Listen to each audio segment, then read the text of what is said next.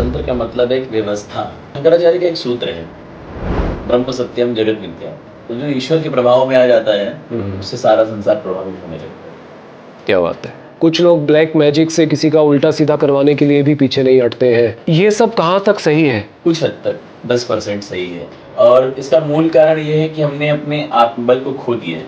शादीशुदा मर्द तो वैसे ही सम्मोहित रहते हैं उनका सम्मोहन तोड़ने के लिए वो बहुत कोशिश करते हैं लेकिन नहीं तोड़ पाते, तो वो उसका कुछ राज बताइए।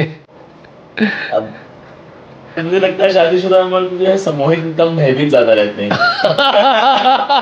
ये सही बोला आपने। Hello guys, welcome to our podcast show, podcast with Ashwin Verma के एक नए एपिसोड में मैं अश्विन वर्मा आपका एक बार फिर स्वागत करता हूं।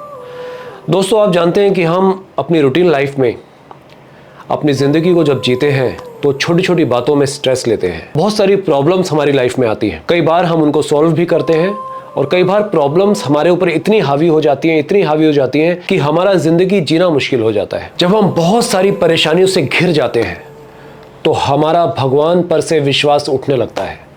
उसके बाद हम जाते हैं तांत्रिकों के पास तंत्र मंत्र का सहारा लेने के लिए, या फिर ब्लैक मैजिक का सहारा लेने के लिए हम गलत रास्तों का इख्तियार कर लेते हैं। अपनी परेशानियों से निजात पाने के लिए हम गलत रास्तों पर जाने लगते हैं, या फिर यूं कह लीजिए कि हमारा भगवान पर से भरोसा उठने लगता है। इसी टूटते हुए भरोसे को फिर से जगाने के लिए, आपको सही राह दिखाने के लिए हमने बुलाया है आज हमारे प्रिय कमल राज महाराज जी को, जो 20 सालों से मां विंध्यवासिनी सिद्ध पीठ की साधना कर रहे हैं, जो आपको बताएंगे ज्ञान और अज्ञान की बातें, तंत्र मंत्र अध्यात्म और काले जादू के बारे में, स्पिरिचुअल एंड मटेरियल वर्ल्ड के बारे में।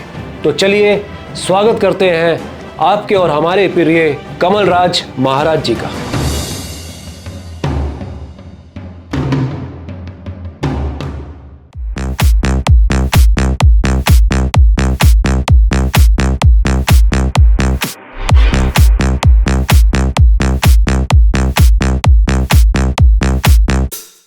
कमलराज महाराज जी, हमारे पॉडकास्ट में आपका बहुत बहुत स्वागत है। बहुत बहुत शुक्रिया जी। आप सबका भी बहुत बहुत धन्यवाद। तो महाराज जी, मेरा पहला सवाल ये है आपसे कि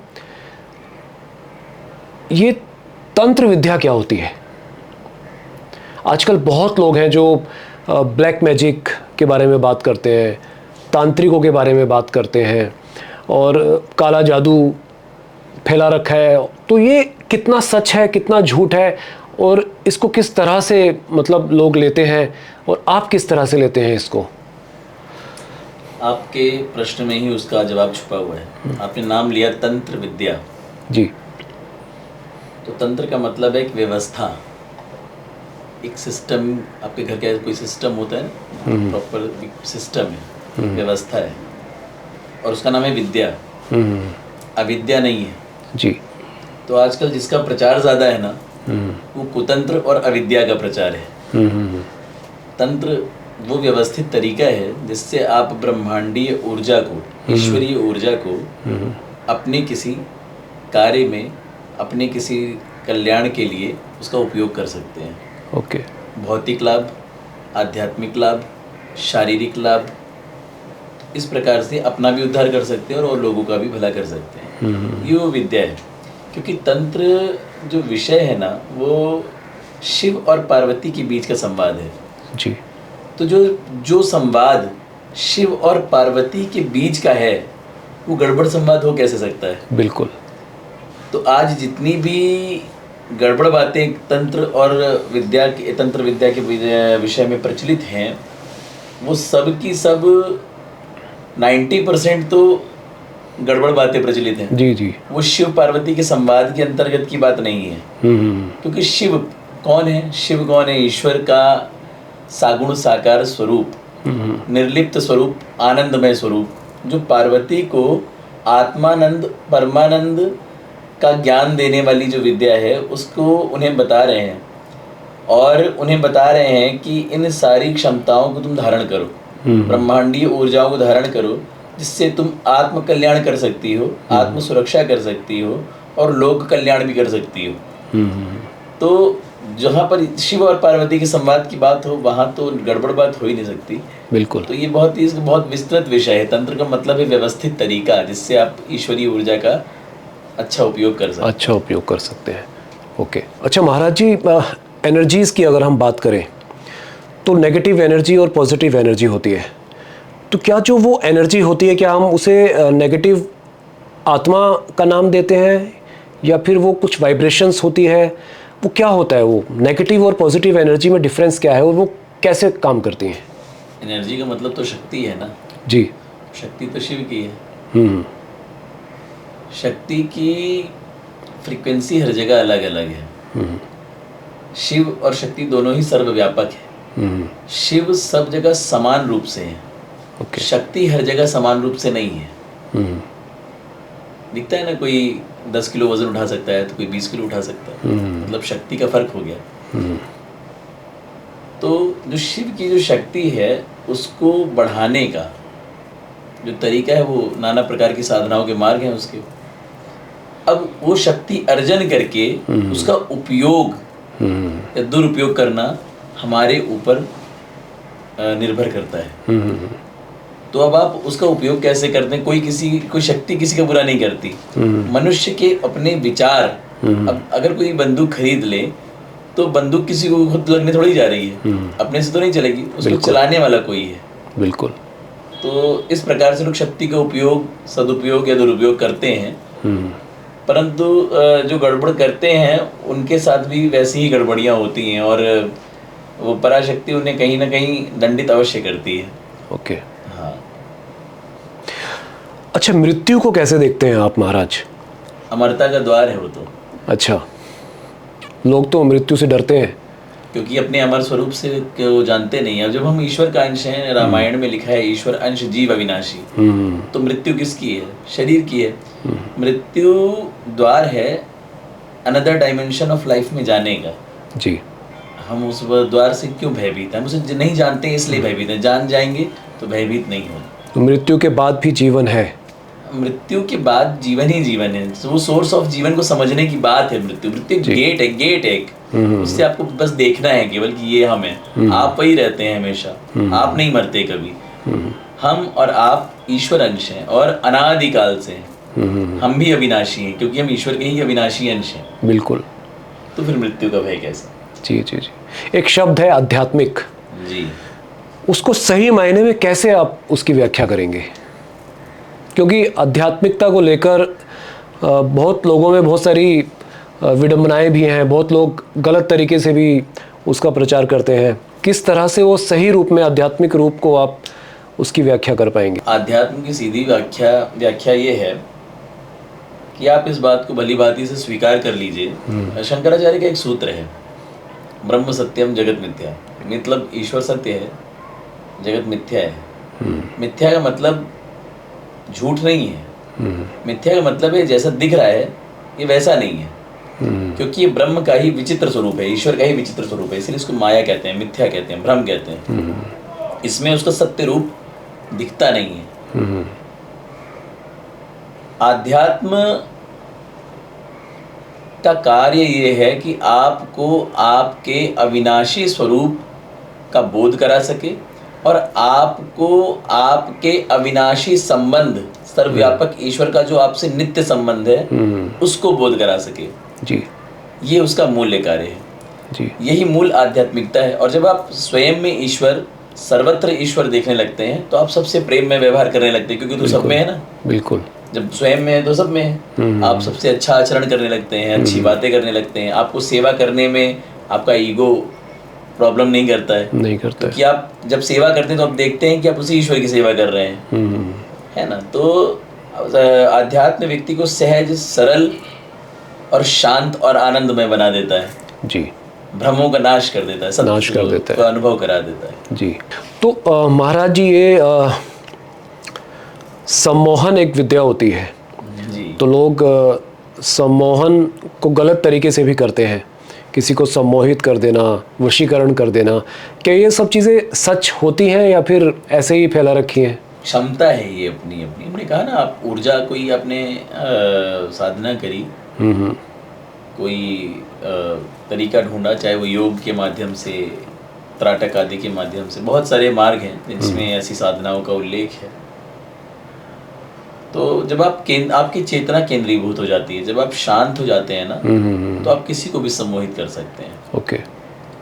और आकर्षण का सबसे बड़ा मूल मंत्र है, जो किसी से आकर्षित नहीं होता है उससे सब आकर्षित होते हैं जी। उसमें आकर्षण उत्पन्न होता है। आप आकर्षण का केंद्र हो जाते हैं। उसके लिए स्वयं को शांत करना पड़ता है, स्थिर करना पड़ता है। हम लोग छोटी छोटी चीज़ों से लोगों से प्रभावित हो जाते हैं। तो जो ईश्वर के प्रभाव में आ जाता है, उससे सारा संसार प्रभावित होने लगता है।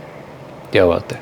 शादीशुदा मर्द तो वैसे ही सम्मोहित रहते हैं उनका सम्मोहन तोड़ने के लिए वो बहुत कोशिश करते हैं, लेकिन नहीं तोड़ पाते। तो उसका कुछ राज बताइए। अब राज मैं क्या बताऊंगा उसका राज मुझे लगता है शादीशुदा मर्द जो है सम्मोहित कम, भयभीत ज्यादा रहते हैं ये सही बोला आपने। हाँ, वो भय में सम्मोहित रहते हैं ना। नहीं, भय में सम्मोहित होना थोड़ा ही होता है। अच्छा। वो जागरूक रहते हैं पूरी तरह, पर वो उस भ्रम भय से निकल नहीं पाते, उपाय ढूंढते रहते हैं। चलो, ये तो हमने मजाक किया महाराज जी आपसे। जी जी। अच्छा महाराज जी, आपने बात की अभी शिव और पार्वती के कन्वर्सेशन की, तो वो किस तरह की कन्वर्सेशन थी और उसका उद्देश्य क्या था उस कन्वर्सेशन के पीछे? पार्वती ने जब प्रत्येक परिस्थिति में शिव को बहुत शांत और आनंदित देखा, तो जिज्ञासा हुई ये कैसे ऐसे रह लेते हैं। अच्छा।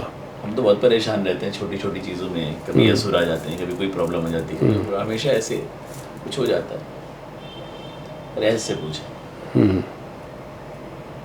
और शिव गले में नरमुंडों की माला धारण करते हैं। प्रश्न गया उनके पास, क्या है और आप क्यों ऐसी विपरीत सारी परिस्थितियों में ऐसे कैसे रह लेते? उन्होंने कहा कि मैं सत्य जानता हूँ। बोली, ऐसा कौन सा सत्य है जो मैं नहीं जानती और आप जानते हैं? बोले, हाँ, एक ऐसा सत्य है। उन्होंने वज़िद की, मुझे भी वो जानना है।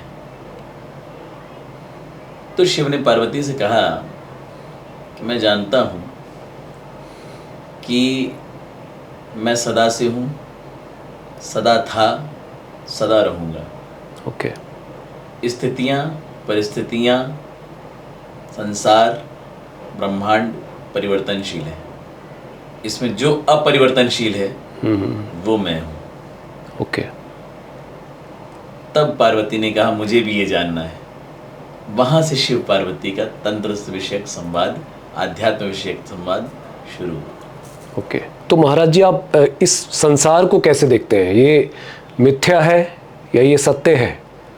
नश्वर तो है, हमें पता है कि हर चीज़ जो भी आई है इस दुनिया में वो सब खत्म होने वाला है। ग्रह, नक्षत्र, इंसान, जानवर, जो भी है सब खत्म होने वाला है।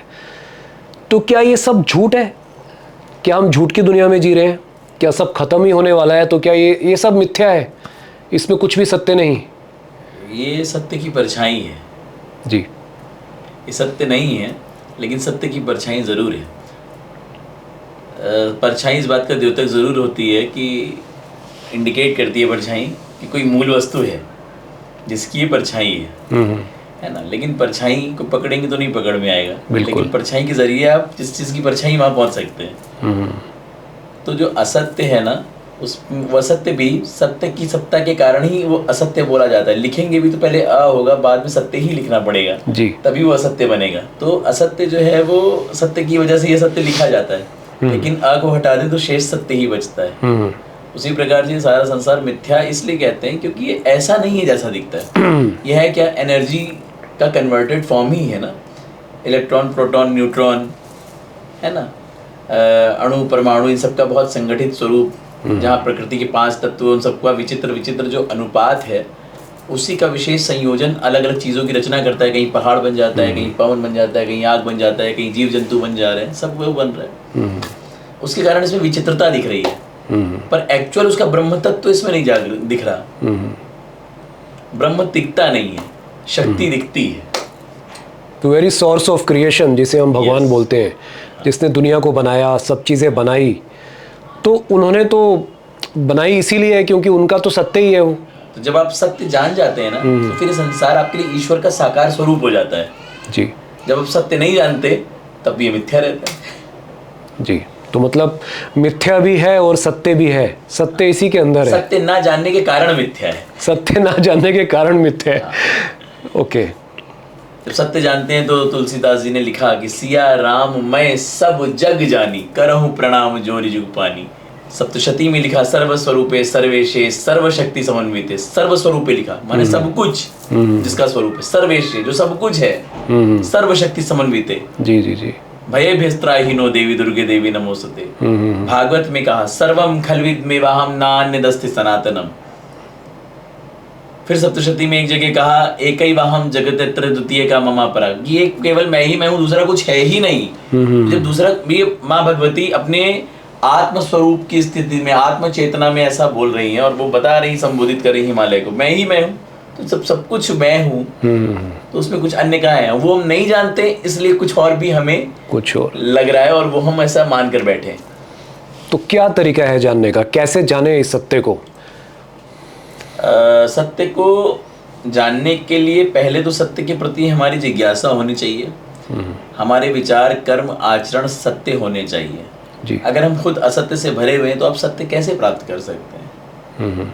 कोई सच्चा व्यक्ति, सद्गुरु भी सामने आ जाएगा ना, तो हमारे आभा में, हमारी चेतना पर असत्य का ऐसा आवरण है ना कि उस सत्य को हम पहचान नहीं पाएंगे जी, है ना। उस सत्य को पहचानने के लिए भी हमें थोड़ा बहुत सत्य के प्रति जिज्ञासा होनी चाहिए, निष्ठा होनी चाहिए सत्य के प्रति। तो केवल एक काम है, सत्य प्राप्त। कोई सद्गुरु जब मिलेगा फिर वो आपको सत्य मार्ग को गाइडेंस करेगा, तब आप सत्य को अनुभूत कर पाएंगे जी। वरना आप थ्योरी, रेमेडी और स्टोरीज और ऐसी पढ़ते रहेंगे कुछ ना कुछ शास्त्र पुराण आदि, उसके हिसाब से आप चलते रहिए, उसकी आप अपनी भावनाओं के हिसाब से व्याख्या कर सकते हैं। यथार्थ परिभाषा तो वही समझेगा जो इसने यथार्थ बात को पाया होगा। बिल्कुल, क्योंकि वो ब्रह्म ज्ञानियों की, ब्रह्मर्षियों की भाषा है और पढ़ने वाले सांसारिक लोग हैं।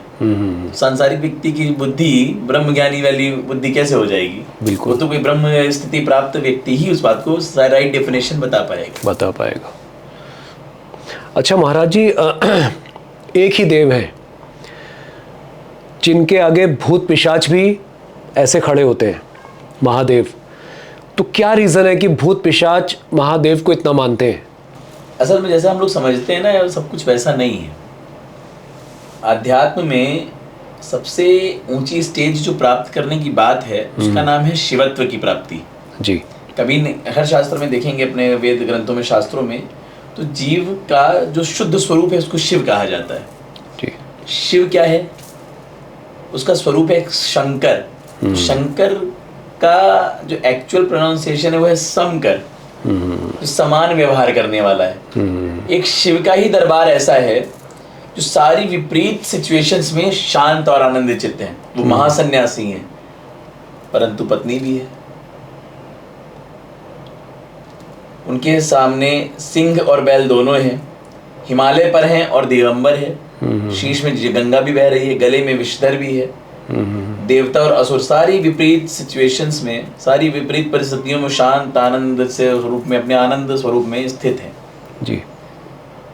इसीलिए शिव को समझना हो तो उसके इस दरबार को समझना पड़ेगा हमें। और जब ये समझ में आ जाएगा तो हम शिवत्व को प्राप्त कर सकते हैं, और शिवत्व को जब प्राप्त कर लेंगे तभी हम राम यानी ब्रह्म का बोध कर सकते हैं। इसीलिए बोलते हैं शिव राम के भक्त हैं, ऐसा इसलिए बोलते हैं जी।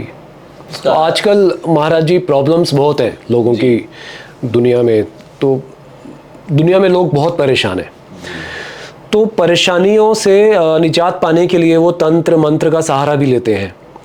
कभी किसी मंत्र जाप का सहारा लेते हैं, कभी किसी तांत्रिक क्रिया का सहारा लेते हैं।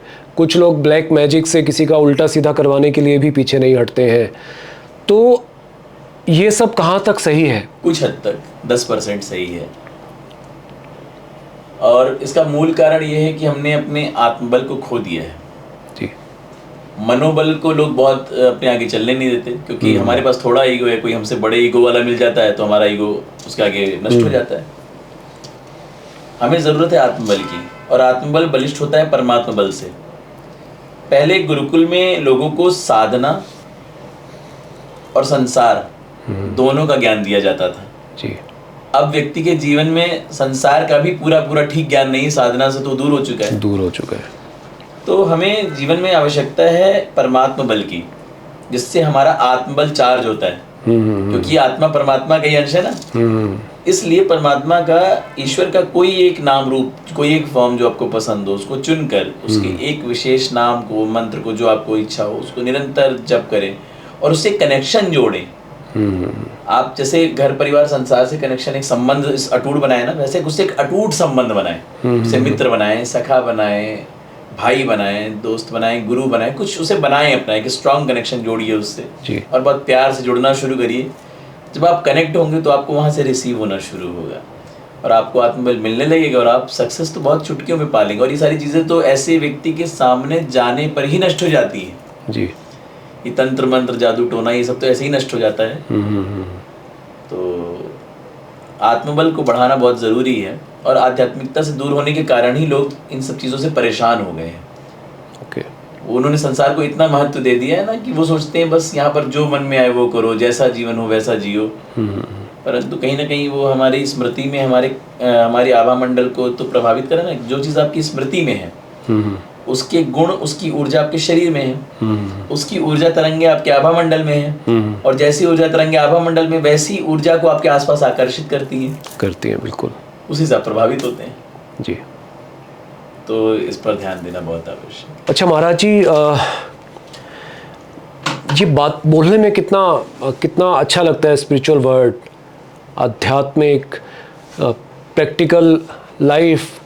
लेकिन एक आम इंसान जो होता है, कॉमन मैन जो होता है, वो प्रैक्टिकल लाइफ में उसको खाने पीने की टेंशन होती है, उसको अपना रेंट देना होता है घर का, उसको अपने कर्जे भी चुकाने होते हैं, ईएमआई भी देनी होती है। तो इतनी परेशानियों के साथ रहते हुए वो कैसे अपने आप को स्पिरिचुअल वर्ल्ड से कनेक्ट करे? आपके लिए तो बहुत आसान हो सकता है। आप तो अभिनेता रहे हैं। जी जी जी। रियल लाइफ और रियल लाइफ में क्या अंतर होता है? बस यही हमें याद रखना है कि ये रियल लाइफ है और रियल लाइफ कुछ और है। ओके।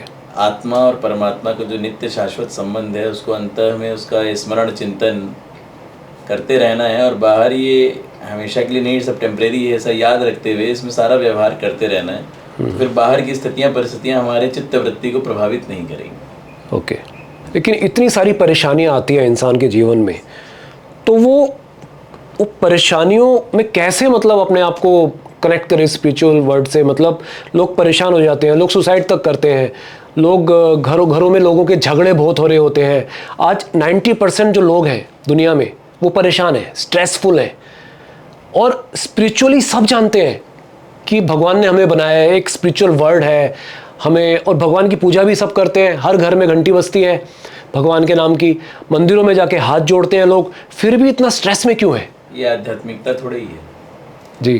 घंटी बजा लेना या हाथ जोड़ लेना आध्यात्मिकता नहीं है ना जी। जो उससे हमारा नित्य शाश्वत संबंध है उसको स्मरण रखना आध्यात्मिकता है। आपके पास थ्योरी बहुत है, प्रैक्टिकल कितना है? क्या आप आत्मचिंतन निरंतर करते रहते हैं कि मैं उस लेवल पर हूँ या मैं उस ईश्वर का अविनाशी अंश हूँ? ये आपका अनुभव कैसे हो सकता है? जब आप उस चिंतन में निरंतर रहेंगे, निरंतरता बनी रहे, कंटिन्यू, है ना, तब वो अनुभव होता है। और संसार बिगड़ता हावी तभी होता है हमारे मन पर जब हम अपने आत्म स्वरूप से, आत्मज्ञान से वंचित रहते हैं। तो हमारे ऊपर हावी क्या होता है? हमारा मटेरियलिस्टिक जो परिचय है, मेरा जैसे कमल राज महाराज है, आपका अश्विन वर्मा है, ऐसे जिसका जो है वो इसको मानता है, फिर अपनी पद प्रतिष्ठा जो उसने समाज में जो नाम यश कीर्ति कमाई है वो सारी चीज़ें मिलकर उसके जीवन की ऐसी खिचड़ी बन जाती है ना, फिर वो उतनी ही दुनिया को सत्य मानता है। लेकिन जब आप सत्य को जान जाते हैं तो असत्य आपको प्रभावित नहीं करता है। इसका एक एग्जाम्पल देता हूँ कि सामने आपके एक पीतल का बिस्किट रख दिया जाए 1 किलो और एक गोल्ड बार रख दी जाए 1 किलो की जी, और आपको अगर गोल्ड की पहचान है तो अगर आपके सामने रखा दोनों है लेकिन आप पीतल से आकर्षित नहीं होंगे। बिल्कुल, बस इतनी सी बात है। अच्छा, लोग मानते हैं, भगवान की पूजा करते हैं, सही गलत भी अच्छे से मालूम है कि ये सही है ये गलत है, अगला जन्म पिछला जन्म सब पता है लोगों को, फिर भी कुछ लोग जो होते हैं वो क्राइम क्यों करते हैं, गलत काम क्यों करते हैं? क्योंकि इन बातों को केवल थ्योरी मानते हैं। थ्योरी मानते हैं। या सब कुछ जानते हुए भी वो अनजान बने रहते हैं? जानते नहीं, जानते ही नहीं है। होते जब से आप भगवान को भी भगवान पूरी तरह नहीं मानते। आपने घर में भगवान को बैठाया होगा, मंदिर में बैठाया होगा, पर 100% उसको भी आप भगवान नहीं मानते।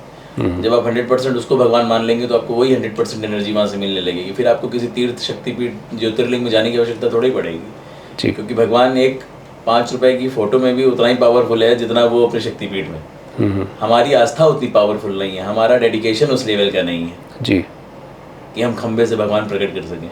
बिल्कुल। अच्छा महाराज जी, कहते हैं कर्मा रिटर्न्स। जी। हम जो भी कर्म करते हैं वो हमारे पास लौट कर ज़रूर आते हैं। जी। तो उसकी थ्योरी क्या है, कैसे ये वर्क करता है? अब आपने कुछ देखा, उस चीज़ या उस परिस्थिति के प्रति आपके अंदर में कोई विचार आया जी, उस पर आपने एक्ट किया, तो एक्ट इतना पावरफुल नहीं है। मेन बात है वो विचार। वो विचार ही आपके पूरे जीवन को प्रभावित करता है।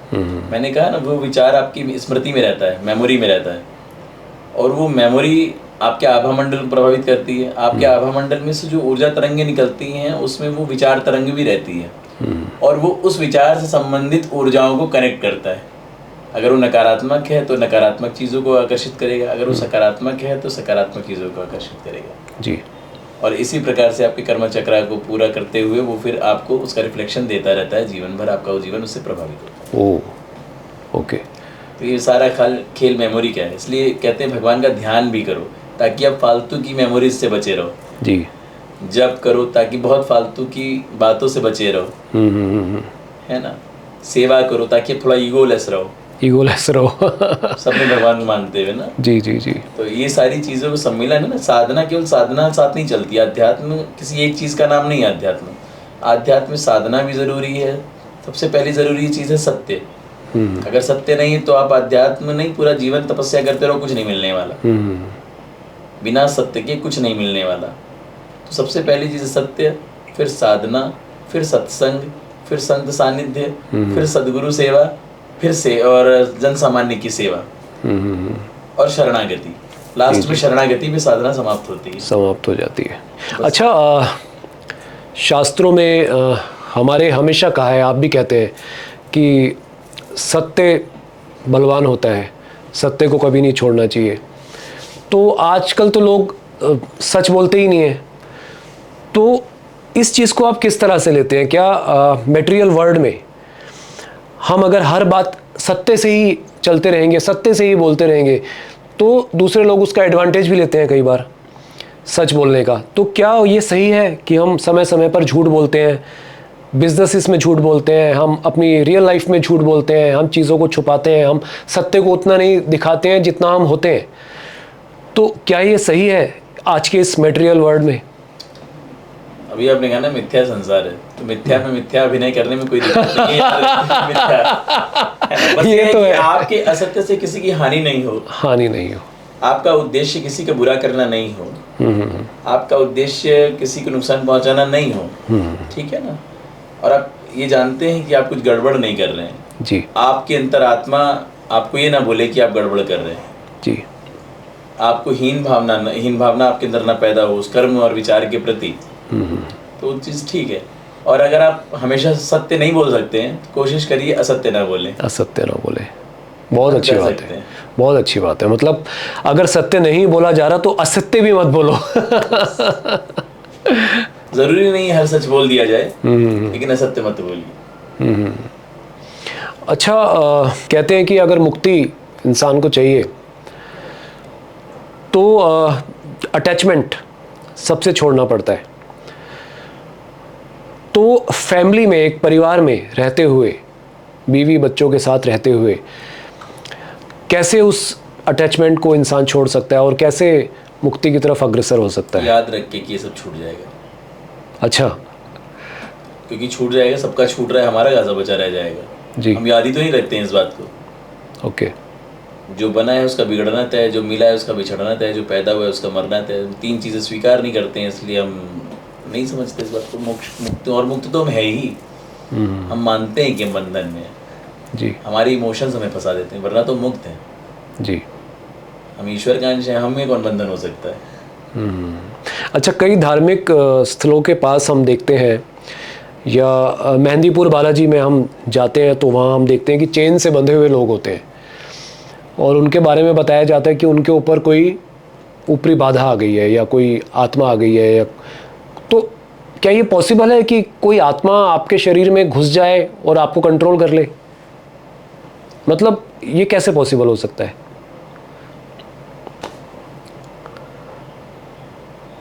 कभी या फिर वो नेगेटिव एनर्जी कुछ होती है, या साइकोलॉजिकली कुछ इंसान का कुछ सिस्टम बिगड़ जाता बहुत है? सारी चीजें होती हैं। अच्छा। कभी गुस्से में आपको किसी ने कोई ऐसा बुरा शब्द कहा है जिस शब्द से आप कई दिनों तक प्रभावित रहे हो और ब्लड प्रेशर बहुत हाई रहा होगा आपका? सम टाइम होता है कभी कभी। हाँ। ये प्रेती तो है उसका। अच्छा। हावी हो गया ना थोड़ी देर के लिए आप। जी जी जी जी जी। तो इसी प्रकार से लोगों की जो नकारात्मक सोच रखते हैं लोगों के प्रति, या जो नकारात्मक व्यक्ति सोच वाले व्यक्ति हैं जो अभी संसार में नहीं है, तो शरीर से तो नहीं है, आत्मा ईश्वर का अंश है, परंतु उनके जो विचार है नकारात्मक ना, वो इस ब्रह्मांड में प्रवाहित होते रहते हैं जी।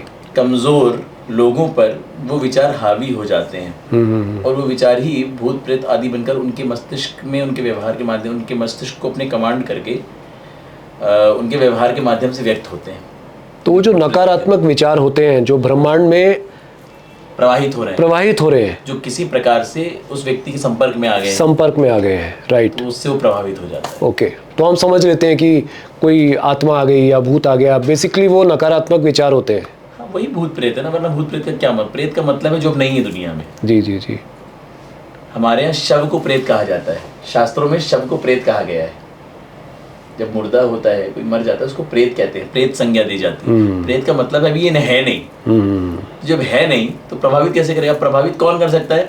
उसके जीवन के जो कर्म और उसका जो आचरण है, जिसकी जीवनी हम जानते हैं, उसके किए गए विचार या हमारे उसके प्रति जो विचार है, वो हमें प्रभावित कर सकते हैं और कोई प्रभावित नहीं कर सकता। इसीलिए उसको हम नेगेटिव एनर्जी, स्ट्रॉन्ग हमारा उस पर ट्रस्ट है ना, उससे हम प्रभावित होते हैं जी।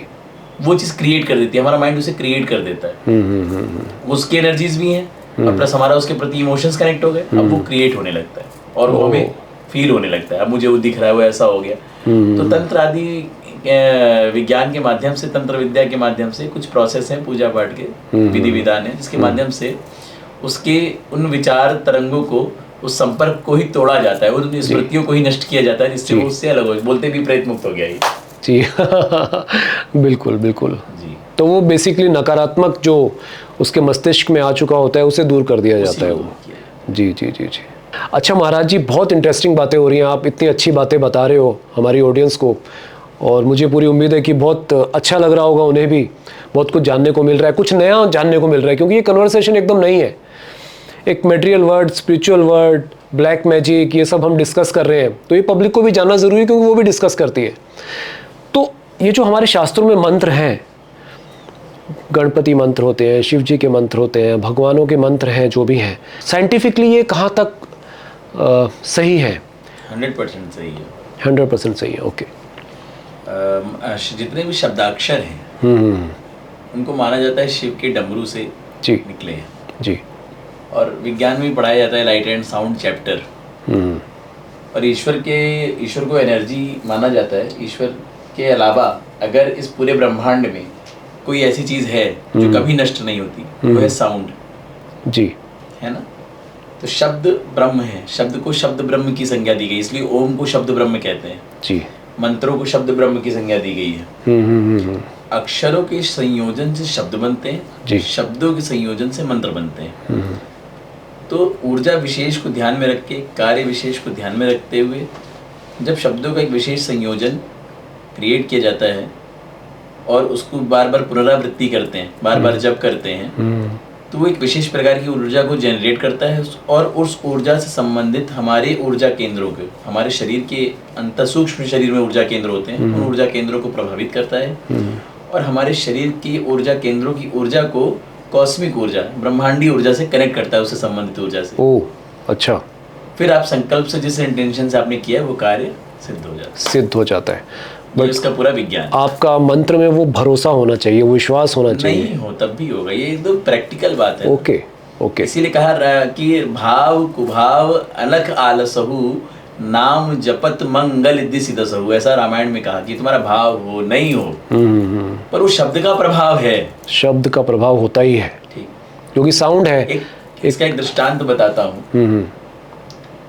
एक संत के पास एक बहुत पढ़े लिखे घर का, बहुत बड़े घर का लड़का गया। उसके पिता ने भेजा, उनका बेटा बहुत बिगड़ रहा था, तो सबसे पहले उसको सबसे पीछे बैठा दिया, और वो शहर के सबसे नामी गिरामी सेठ थे। तो पिता ने जब भेजा संत के पास, संत को बता दिया, देख लीजिए गुरुजी हमारा बेटा, थोड़ा उसको मार्गदर्शन कर दीजिए। तो गुरुजी ने उनको पीछे बैठा दिया।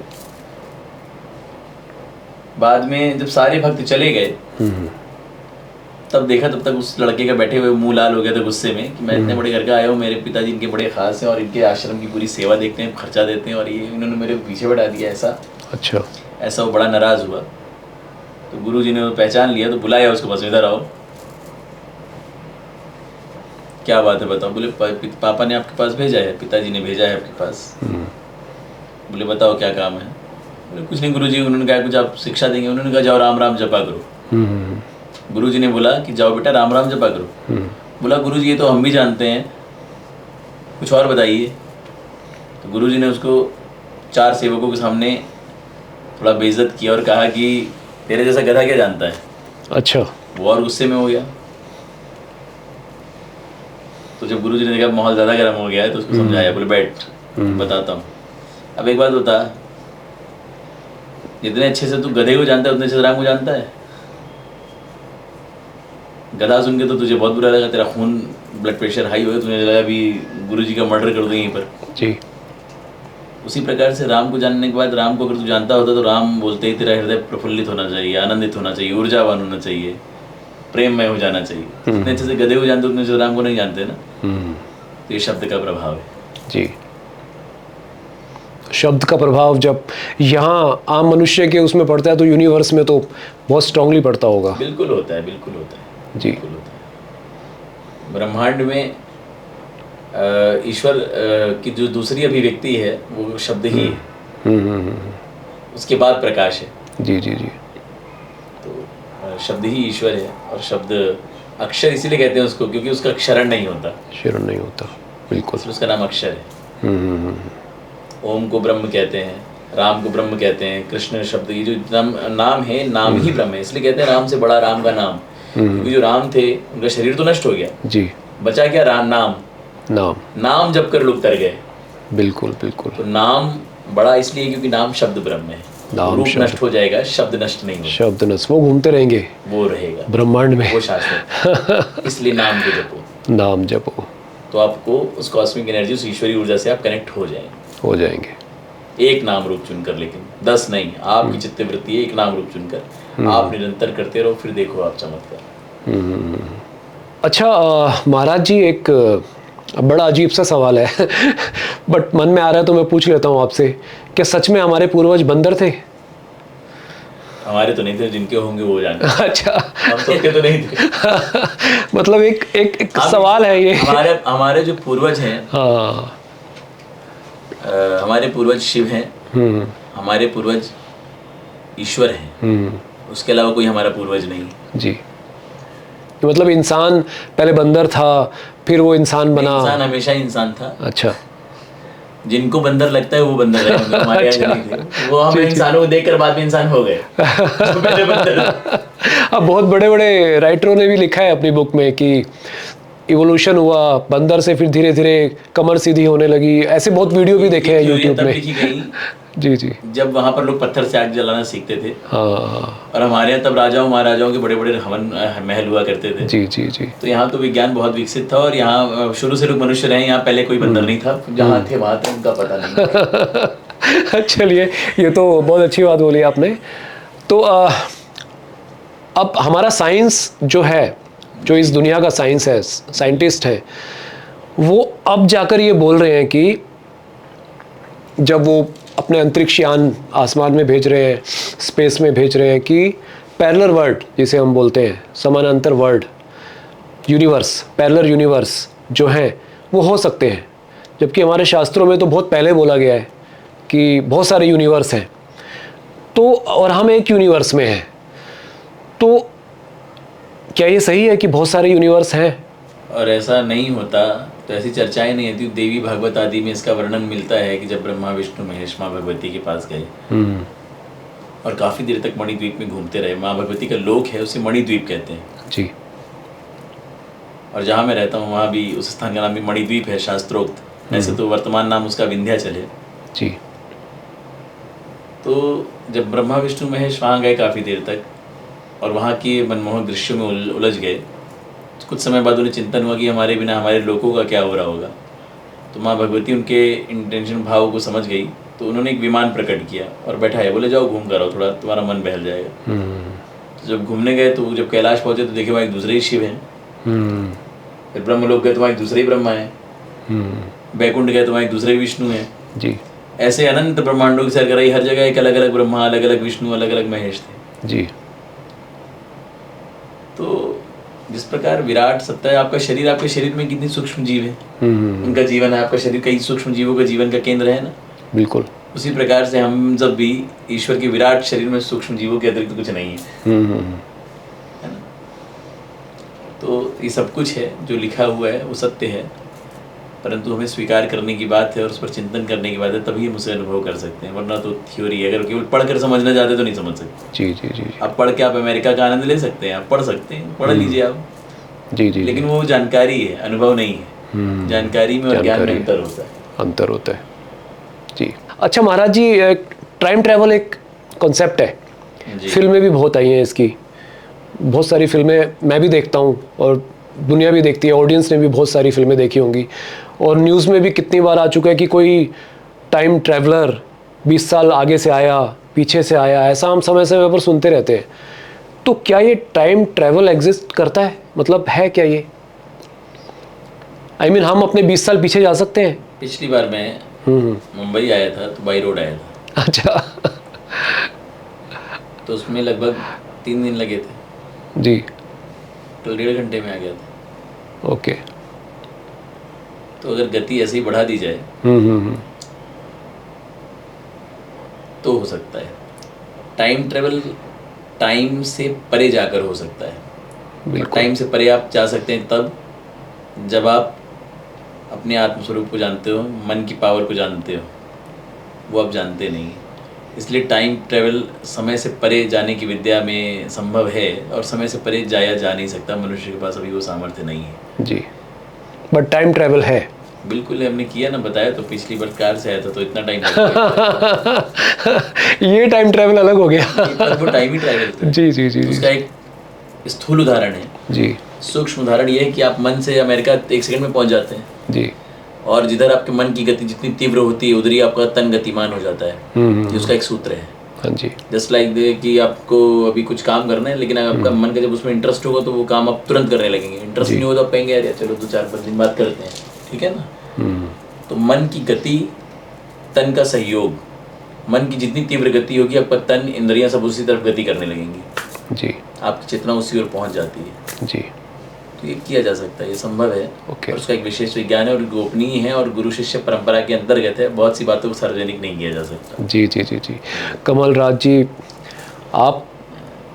आपने इतनी अच्छी ज्ञानवर्धक बातें बताई और आपसे बात करके बहुत ही मज़ा आया, बहुत कुछ जानने को मिला, हमारी ऑडियंस को भी जानने को मिला। तो आप हमारे पॉडकास्ट में आए, महाराज जी आपका बहुत बहुत धन्यवाद, बहुत बहुत शुक्रिया। जी। आप सबका भी बहुत बहुत धन्यवाद इतना स्नेह प्रेम देने के लिए। बहुत बहुत शुभकामनाएं हैं आपको। आप ऐसे ही आगे बढ़ते रहें और आपके पॉडकास्ट को लोग देखें और सुने जी, और लोगों की जिज्ञासाओं को आप शांत करते रहें। जी जी जी जी। आप भी जो कर रहे हैं आप उसी में आगे आप भी करते रहें ताकि हम जैसे लोगों को भी ज्ञान मिलता रहे। हम हमेशा साथ में हैं, जो सत्य के साथ है हम उसके साथ हैं। जी जी जी जी। Maharaj ji, thank you so much Maharaj ji, thank you.